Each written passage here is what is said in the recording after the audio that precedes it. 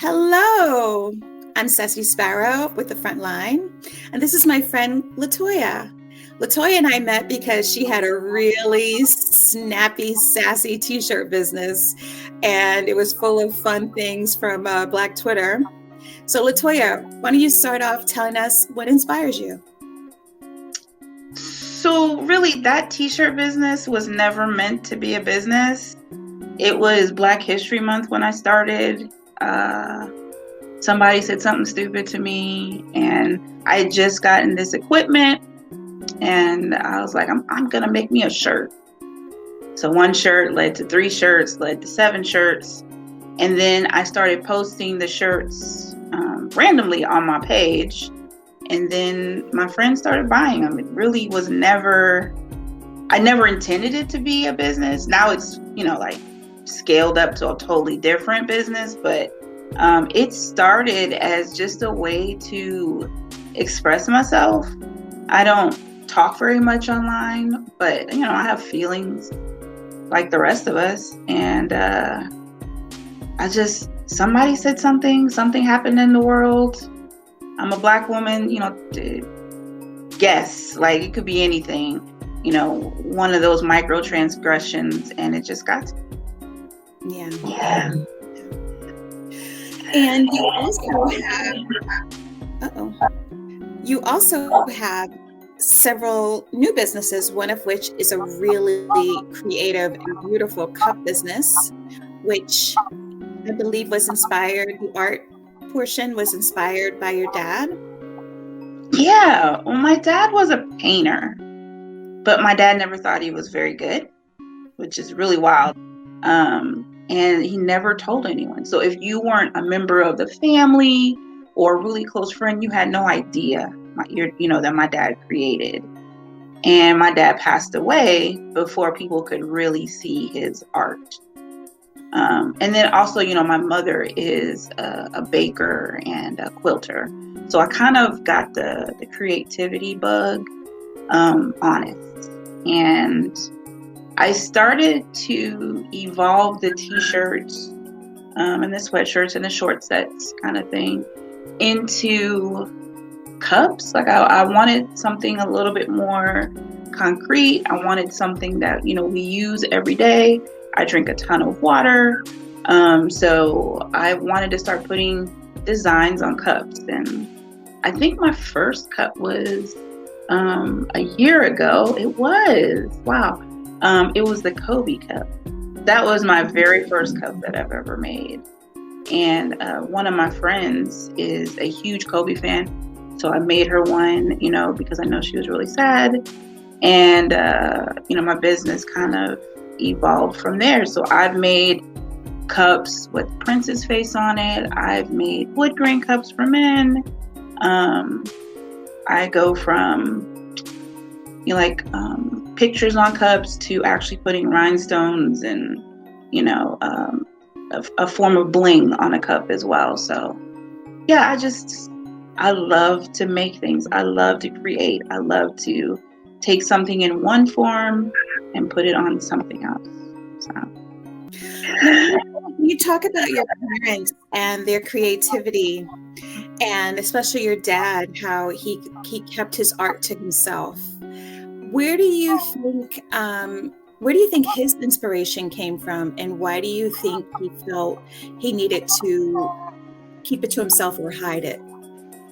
Well, okay, so I'll start with where he got it from, or where his inspiration came from. His inspiration was always a Black woman. When I look at the pictures that he drew, his pictures were, he did have some background pictures and such, but a lot of the pictures that just were stunning, where you can see the curves, the textures of the skin, the varying colors that Black women have in their skin. Like I am brown, but I am very varying, shades and levels of brown, right? But my father was able to put that in a picture. So I know that his inspiration is Black women, which is funny enough. A lot of times my inspiration is Black women because I revere them so much. And as far as why he kept it to himself, it's a thing. I think you have to remember my father was born 1950. So, his version of life is totally different than my version of life. You know what I mean? And he was a black man. And I think it was enough for him to be a black man, living in Alaska, which we'll talk about later. Former military. He was an air traffic controller. So I imagine, his day-to-day was a lot of rejection, a lot of hurt, a lot of negativity. So this was something that he could create at home that gave him joy, that he didn't have to allow people in to critique. Because I'll tell you, as an artist, I do consider myself to be an artist of sorts. The hardest part is someone critiquing something that you love dearly, that, because when I create things, it comes from my soul, right? So it will, there's never anything that ever is created the first time that I like. It's usually 7 or 8 times that I've created it, and I finally feel okay, comfortable enough to give it to somebody or to make it for somebody. So I know that that's probably where he gets it from. And then I get it from them because I look at what they did, what my father did. And I'm looking at a picture that he actually drew above my head. What he did was so phenomenal. Like, I could never touch that. So then how do I put myself out there, to let other people see my work? It's a struggle. It's something that I deal with regularly. And I know I'm talented. He knew he was talented. I think he knew he was talented. I don't think he believed in it as much as we did, right? But I think he knew he was talented. And it's the same for me. I know that I'm talented, but releasing it to the world's a whole different thing. It's something that I've decided to end. It's like it's a pattern that our family has had, and I do my best to end it by putting my work out there. But please know, when I get ready to put my work out there, I am sweating. I've got like 14 thoughts going on in the back of my head. Girl. But I don't regret it. You know what I mean? So, yeah. Okay, so I have to ask the big question. Those were the softball questions. How did a Black girl get to Alaska? How did this happen? So both of my parents were in the military, in the Air Force. And, of course, my parents had me, right?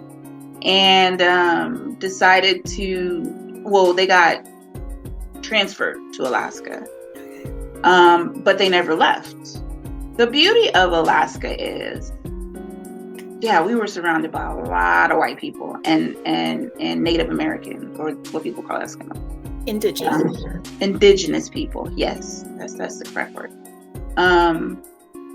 We were surrounded by nothing but, right? In Alaska, there might have been, in my town, 10 of us. Wow. That's probably counting mom, dad, and 2 kids from another family. There was very few of us when we got there, or my parents got there. And I grew up in an environment where didn't know Black people. I didn't really learn Black people until I went into the military. But I'll say this, my experience in Alaska was really good though. Like, I got to do things that other people didn't do. Like, what did you do for PE? I grew up in a so we had soccer in the gym. We played a lot of basketball, and gymnastics, which was not gymnastics. It was your version, though. Yeah, it was not gymnastics. It was like calisthenics, and then you did cartwheels and nonsense. But yeah, it was not gymnastics. We were not doing anything remotely close to what you see on the Olympics. But you couldn't tell you that though. No. Oh no. Okay. Oh no, I was at the time, because we didn't have black girls in gymnastics on the Olympics. I was Mary Lou Retton as far as I was concerned. I was Nadia Comaneci. Oh my God, I'm telling my age. But yeah, you couldn't tell me nothing. I was back flipping and see? Exactly. So for me as a kid, I skied. What? I skated. You know what I mean? Like, I did all kinds of crazy stuff when I grew up in Alaska. When I was 10, I think, we moved to Bethel, which is nothing but indigenous, right? It was an indigenous village. We were absolutely the only black people there. I could tell you a story. When we moved there, we got into our home. My dad bought a house there. And we moved all our stuff in, and people were just staring. I don't know if you've ever seen people just stop what they're doing and just stare. It was a whole street full of people that did us like that. It was me, my dad, my mom, and my brother at the time. All of us the same shade as me. So we're all dark skinned, just trying to mind our own business, move into the home, right? And I think it was summertime, because in the summer, the weather in Alaska is 72, 73, so it was beautiful. Everybody's out on the street. We get into the house, and my dad's like, listen, we're not going to be here long, but I need you to learn to be friends with people that you don't understand, right? They don't know you. You don't know them. This is all very new. We're the only black people here. Try to be friends with them. Started hearing knocks, not knocks, but rocks hit the door.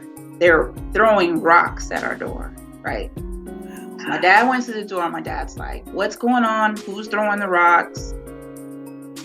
Kids run off. A couple of parents come out. And one of them tells my dad that they had never seen anyone black before. The only black people they've ever seen was from the movie Shaft. Okay, now I'm telling my age, all right? That was my life in Bethel. Like, my dad talked to them, they realized we were human beings, blah, blah, blah, whoop, whoop. But that was my life. I grew up in Bethel, where the weather could get -40 without a problem. And we did things like jump into whales, beach whales, and cut off whale skin. We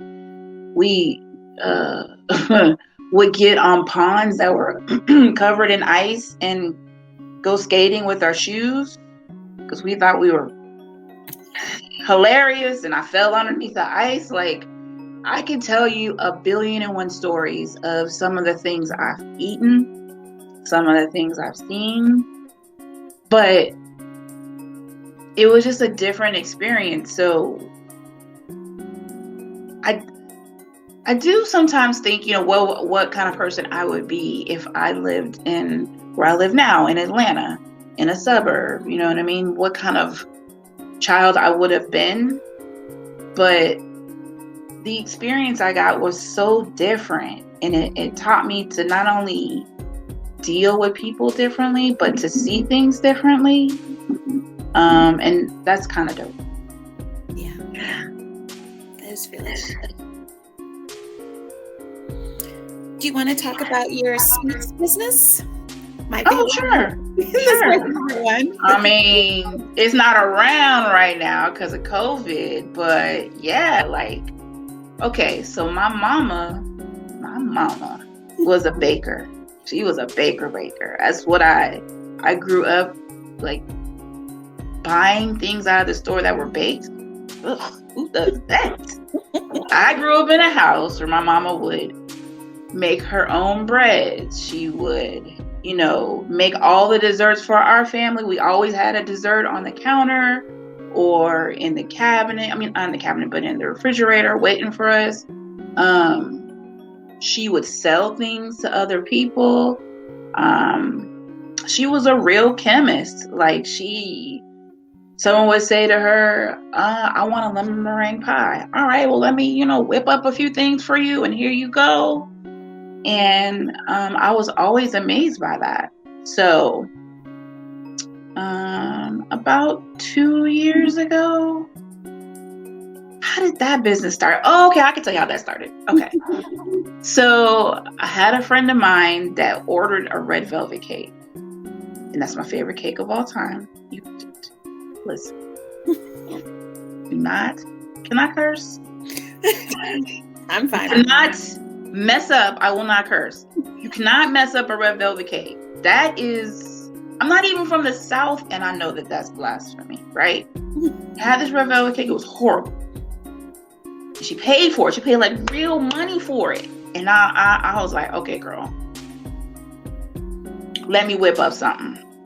So I made a red velvet cake for her, and she was like, oh my God, it's the best thing I've ever had. Holy shit, can you make me one? Then one other person had it, then someone else had it, and I started getting orders, and that's how that business started. For me though, the best part of having that dessert business was seeing kids smile. Because I remember how I was as a kid when I would get my mom would be like, here's the bowl, you can have the bowl, and I would lick out all the remaining cake dough out of it, or I get the first hot cookie. One of the best things that I ever done with that business was cookies. I love making cookies, and I love decorating on cookies. So tell me what you want in a cookie. You want prints on a cookie? I'll draw prints on a cookie. You know what I mean? And I was able to take my cookies to a local school here in Atlanta, and to see those kids have fun, creating their own cookies. Because I did cookie kits at the time where I would take like 12 cookies, and you tell me what theme you wanted, and I'd have them cut up for you, and I'd have the frosting and the sprinkles, and to see the kids like create their own creations and how happy they were, it was literally the best thing I've ever done. And I don't really feel like I did that much, but to be able to like feed into a soul of a kid, it just does something to you. You know what I mean? Yeah, I imagine it brings you back to how you felt, watching your mom in the kitchen, and then her bringing you into it also, bringing joy out of you, and you being able to help her and have those moments together. Yeah. Really, really awesome. Well, thank you so much, Latoya. It's been my pleasure. Thank you. Yeah.